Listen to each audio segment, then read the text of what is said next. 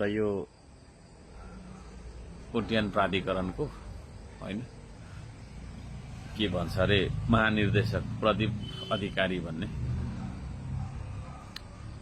यसले चाहिँ तपाईको चाहिँ नि भ्रष्टाचार गरेको र चाहिँ नि यो छानबिन समितिले चाहिँ यसलाई चाहिँ तुरुन्त निलम्बन गर्नुपर्छ भन्ने खालको प्रतिवेदन आएको भन्ने आयो।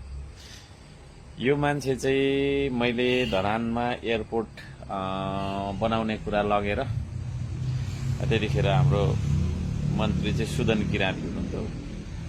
उहाँलाई एप्रोच गर्दाखेरि के अरे यो मान्छेलाई पनि हाम्रो सुदनजीले बोलाउनु भएको छ।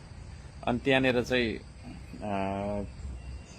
उसले चाहिँ किन चाहियो धरानमा एयरपोर्ट भन्ने किसिमले चाहिँ बहस गरेको थियो कि त्यतिखेर मैले उसलाई अलिकति छपारेको पनि थिएँ।